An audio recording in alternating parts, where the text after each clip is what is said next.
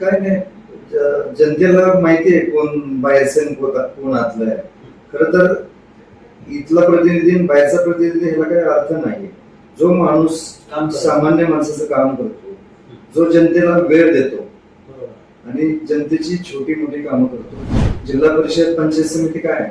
लोकांचं rationing card असू द्या, लोकांना पेन्शनचं काम असू द्या, कोणाचं वारस नोंद असू द्या, कोणाचं शेती सर्व्हिस नोंद असू द्या, छोट्या दवाखान्याचं असू द्या, ही सगळी छोटी छोटी काम. मला सगळ्यात छोटं काम करायला आवडतं. सध्या औंध गटातून इच्छुक असलेले जयकुमार गोरे मंत्री आहेत, त्यांचे जे मोठे बंधू आहेत अंकुशभाऊ गोरे यांच्याशी आपण बातचीत करणार आहोत. औंध गटातली सध्याची राजकीय परिस्थिती काय आहे आणि आयत्या वेळी आलेला उमेदवार म्हणून जे अंकुशभाऊ गोरे आहेत त्यांना बऱ्याच वेळा लोकांनी इथल्या हिनवलं विरोधकांनी. मात्र ते कोणतं विजय नेमकं घेऊन औंध गटातून लढण्यास इच्छुक आहेत याविषयी आपण त्यांच्याशी बातचीत करणार आहोत. नमस्कार भाऊ. नमस्कार. नमस्कार. सध्या तुम्ही औंध गटातून लढण्यास इच्छुक आहात. म्हणजे सध्या इथं ओबीसी महिला आरक्षण पडलंय, तुमच्या ज्या सौभाग्यवती आहेत त्यांना या उमेदवारीसाठी तुम्ही इच्छुक आहात, काय सांगा? खरं तर औंध गटामध्ये ओबीसी पडल्यामुळं आपण इलेक्शन लढवतोय. आमच्या जयकुमार गोरे आमच्या पार्टीमध्ये एक साधारण 1 ते 1.5 वर्ष झालं मी काम करतोय. औंध गटामध्ये खरं तर काम करण्यासाठी थोडा ताकदीचा माणूस नव्हता आणि आपण ग्राउंड मध्ये काम करतोय आणि अनायशी आरक्षण पडलंय. तुमचं नेमकं विजन काय असेल? माझं विजन असं मतदारसंघाचं विचारलं तुम्ही? जिल्हा परिषद गटापुरते जिल्हा परिषद गटापुरतं तुम्ही विचारलं तर ह्या गटामध्ये जेवढं काम व्हायला पाहिजे होतं, जे पूर्वीचे काही जिल्हा परिषद सदस्य आहेत त्यांनी जेवढं काम करायला पाहिजे तेवढं झालं नाही. आणि सामान्य माणसाला आता इथं लोकप्रतिनिधी म्हणून कोणी नाही, वाली नाही. आणि समजा जयकुमार गोरे भाऊ मतदारसंघाचं प्रतिनिधित्व करतात, साधारण 200 गाव आहेत आणि 10 जिल्हा परिषद मतदारसंघ आहेत. तर जेवढं पाहिजे तेवढं त्यांच्याकडून काम होत आहे, पण खाली जे जिल्हा परिषद सदस्य असेल, पंचायत समिती सदस्य असेल, ग्रामपंचायत सरपंच असेल, ते तेवढं काम होत नाही. थोड्या दिवसात आता ते 21 गावांचा पाणी प्रश्न मार्गी लागतो. हा, कारण साधारण आता मी डेट फिक्स नाही सांगता येणार मला, पण ग्रामपंचायत साधारण आचारसंहितेच्या अगोदर एखादं त्या कामाचं उद्घाटन होऊ शकतं. आणि त्या कामासाठी जयकुमार गोरे भाऊ 17-18 तास दिवसातलं काम करतात. म्हणजे तुम्हाला माहितीच आहे की मान खटावमध्ये अतिशय मेहनत करून जयाभाऊंनी पाण्याचा प्रश्न सोडवला आहे. आणि आता मानचा पाण्याचा प्रश्न सुटला आणि जयाभाऊंना खटावचा पाण्याचा प्रश्न सोडला. इथले काही लोकप्रतिनिधी आहेत जुने, त्यांनी जाणून बुजून हा पाण्याचा प्रश्न पाठीमागे ठेवला होता राजकारणासाठी. तर आता आपण तो भाऊनी एकदम प्रायोरिटीवर हा प्रोग्राम ठेवला की हा 21 गावाचा, इकडच्या लोकप्रतिनिधींना 16 गावाला पाणी पाहिजे होतं, पण जयाभाऊनी ते 5 गावं त्यातील एक्स्ट्रा वाढवली आणि 21 गावासाठी पाणी पुरवठ्याचा प्रश्न त्यांनी सोडवला. बरोबर आहे. आता औंध गटातून तुम्ही लढताय, बरोबर आहे. तुमचं मूळ गाव मान तालुक्यातील बोराटोडे. तर आयत्या वेळी आलेला उमेदवार इथली जनता स्वीकारणार नाही असं इथल्या काही विरोधकांचं म्हणणं, त्याच्यावर तुमची काय नाही, जनतेला माहिती आहे कोण बाहेरचं आणि कोण आतलं आहे.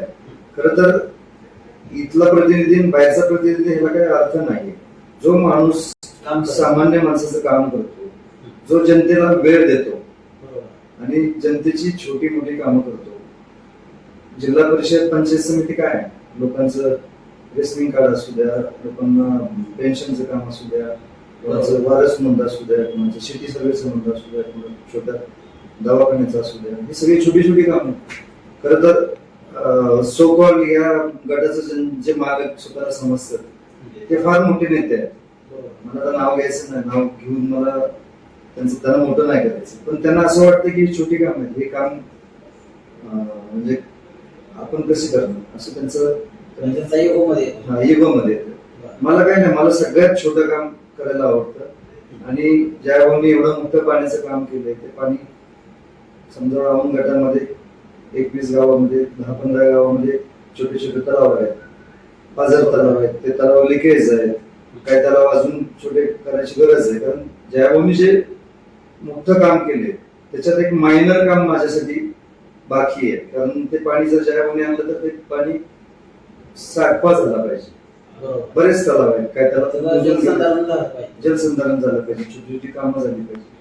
प्रत्येक गावात माझं विजन आहे की 3-3, 4-4 तलाव जे जुने तलाव आहेत, काही नवीन तलाव आपण करतोय, काही सरकारच्या माध्यमातून करतोय, काही CSR फंड मधून करतोय. तर असे बरीच कामं करायची आहेत. पण इथं जाताना तुम्हाला पुढचा उमेदवारही तेवढा टप लागणार आहे, बरोबर? त्यासाठी तुम्हाला ताकदीनं तयारी करावी लागणार. नाही, माझी तयारी झालेली आहे. खरं सांगायचं तर आता मला 2 गोष्टी नमूद करायचे की जयकुमार गोरे भाऊ सध्या आता महाराष्ट्र राज्याचे ग्रामीण विकास मंत्री आहेत. बरोबर. आता त्याचा मला फायदा होण्याऐवजी तोटा होतोय मला. कसं काय? कारण म्हणजे पुढच्या लोकांना वाटतं की मंत्र्याचा भाऊ आहे म्हणून हा लढतोय, पण मी इथं लढतोय फक्त लोकांचा लोकप्रतिनिधी म्हणून किंवा सामान्य माणसासाठी, शोषितांच्यासाठी, वंचितांच्यासाठी मी लढतोय. कारण आता छोट्या माणसाचं काम करणारी माणसं राहिली नाही. त्यामुळं जयभाऊंचा मला फायदाही होतोय आणि तोटा आहे, दोन्ही होतात.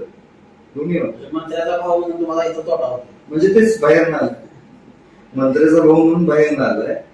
आणि लोकांची अपेक्षा आहे की काम झालं पाहिजे आणि जनतेला मान्य आहे. म्हणजे लोकांची कामं करायला अधिकाऱ्यांना वगैरे जर समजा तुमच्याकडून सांगितलं गेलं, म्हणजे जे काही नियमात असेल ते, पण ती कामं होणार का? होतात. 100%. म्हणजे किती दिवसापासून ह्या गटात तुम्ही तयारी? साधारण मी 1.5 ते 2 वर्षापासून काम करतोय. जिल्हा परिषद मध्ये लढायचं माझा हेतू ठेवून नाही. आणि अजून जर समजा जयभाऊ म्हणले की नाही आपल्याला लढायचं नाही, चांगला उमेदवार आपण आपल्याला मिळाला ओबीसी महिन्यामधून, तर माझी लढायची मानसिकता नाही. जर आपल्याला उमेदवार चांगला नाही मिळाला तर आपण इलेक्शन लढायचं आणि ते इलेक्शन आपण जिंकायचं. आता दुसरा एक विषय असा आहे की वर्तमानपत्रांमध्ये काही बातम्या वगैरे आल्या, तुमचे धाकटे बंधू शेखर गोरे त्यांच्या देखील ज्या सौभाग्य होते त्यांच्या उमेदवारीची मागणी देखील या गटातून काही कार्यकर्त्यांनी केली, भाजपचे किंवा शेखर वंश आठ्याचे असलेले कार्यकर्ते. त्याच्याबद्दल तुम्ही काय सांगा? ते काय लोकशाही आहे, प्रत्येकाला तिकीट मागण्याचा अधिकार आहे. बरोबर. आणि शेखर भाऊ गोरे अगोदर इकडे विधानसभा लढत होते, त्यांना अधिकार आहे. त्यांच्या कार्यकर्त्यांना लोकशाही आहे ना, तिकीट मागण्याचा अधिकार आहे, तो त्यांनी केला. पण एक दुसरी चर्चा अशी आहे की गोरे कुटुंबातला एकच कुठला तरी उमेदवार जर जयभाऊंच्या आणि तुमच्या सगळ्यांच्या चर्चेतून फायनल झाला तर इथं फक्त एकच उमेदवार फायनल होऊ शकतो. इथं औंध गटात एकच होणार ना, एकच गोरे येणार. ओके, म्हणजे इथं फक्त एकच गोरे होऊ शकतो. येस. थँक्यू. तुमच्या लढ्यासाठी शुभेच्छा. येस, धन्यवाद.